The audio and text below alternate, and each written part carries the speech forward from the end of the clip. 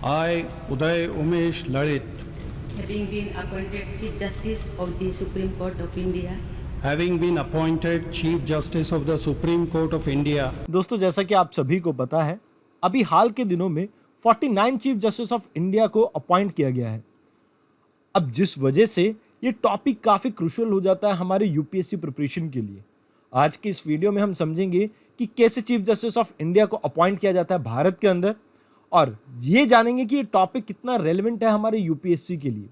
तो इसे समझने के लिए सबसे पहले देखते हैं हम कि क्या इस बारे में यूपीएससी ने पहले क्वेश्चन पूछा है। तो यस, देखिए यहाँ पर आपसे पूछा गया कि क्या सेफगार्ड और ऑटोनॉमी प्रोवाइड करते हैं हम सुप्रीम कोर्ट को किन किन प्रोविजंस के अंडर। तो यहाँ पर आपको कुछ प्रोविजंस के बारे में मेंशन किया गया है और आपसे करेक्ट स्टेटमेंट के बारे में पूछा गया है।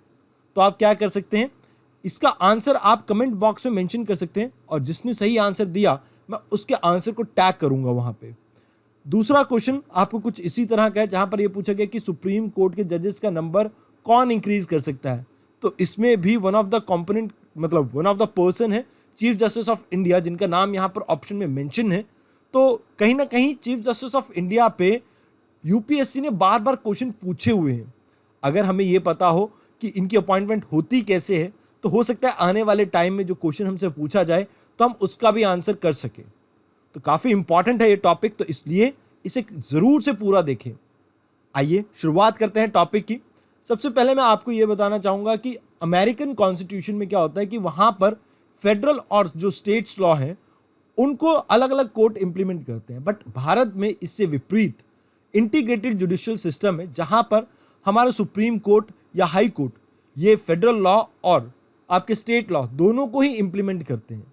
तो यहाँ पर आपको एक मेजर डिफरेंस देखने को मिलता है अमेरिका के मुकाबले में। साथ के साथ अगर हम बात करें स्ट्रक्चर की, ये इंटीग्रेटेड जुडिशियल सिस्टम दिखता कैसा है, तो ये देखिए ये आपका सुप्रीम कोर्ट है और इसके नीचे आपको बहुत सारे हाई कोर्ट्स देखने को मिलते हैं। अब इन हाई कोर्ट्स के नीचे आपके पास हायरार्की है जो सबऑर्डिनेट कोर्ट्स हैं उनकी। तो कहीं ना कहीं ये टोटल एक इंटीग्रेटेड मैनर में आपको एक जुडिशियल सिस्टम देखने को मिलता है भारत के अंदर।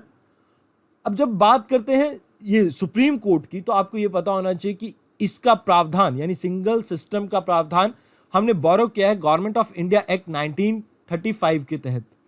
अगर भारतीय संविधान की बात की जाए तो आर्टिकल 124 से लेके 147 जो कि पार्ट 5 में मेंशन है आपके, ये सभी डील करते हैं आपके organisation, independence, jurisdiction, power, procedure, ये सभी जो मैटर है सुप्रीम कोर्ट के इनसे। और पार्लियामेंट को पावर दी गई है कि वो कैसे रेगुलेट कर सकते हैं सुप्रीम कोर्ट को इस बारे में। अब अगर बात कीजिए सीजीआई की अपॉइंटमेंट की, तो भारतीय संविधान में इसके बारे में कुछ नहीं दिया गया है।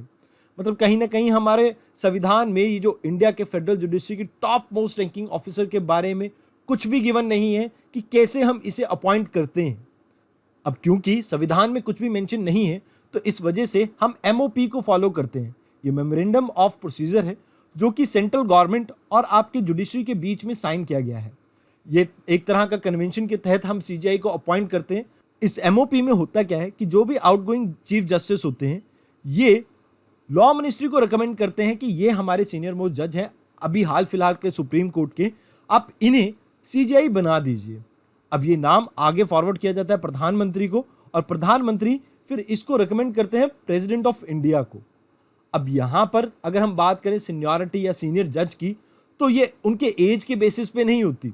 मतलब यहाँ पर एज क्राइटेरिया नहीं है, यहाँ पर डिपेंड करता है कि कितने नंबर ऑफ ईयर इन्होंने कोर्ट में सर्व किए हैं, उस बेसिस पे इन्हें अपॉइंट किया जाता है।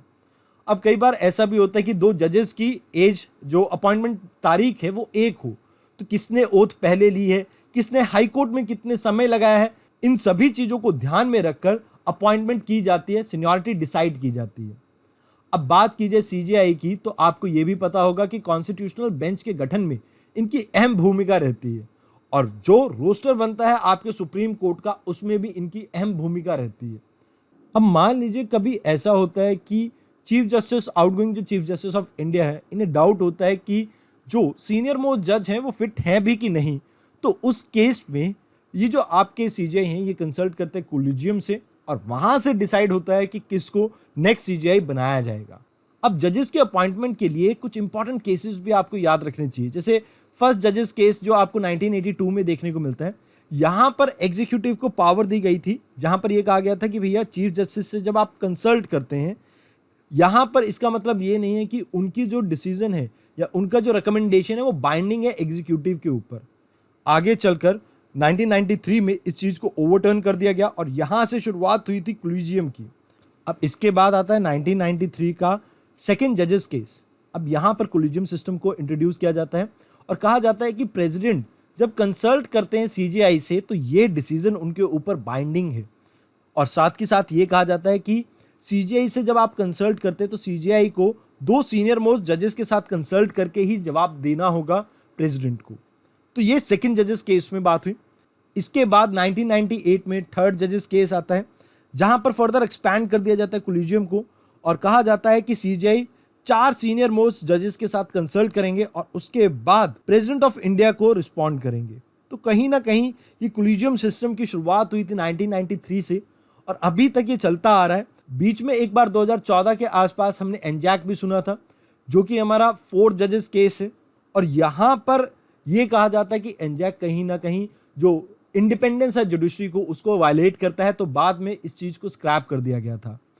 एनजैक की कोशिश ये थी कि कहीं ना कहीं जुडिशरी में कोलिजियम सिस्टम को ख़त्म करके एक ज़्यादा रिफॉर्म्ड वर्जन लेके आ सके अपॉइंटमेंट में, क्योंकि जजेस की अपॉइंटमेंट और ट्रांसफ़र को लेके ट्रांसपेरेंसी को कई बार क्वेश्चन किया जाता है वेरियस न्यूज़ आर्टिकल्स में। तो आज की इस वीडियो में इतना ही। धन्यवाद।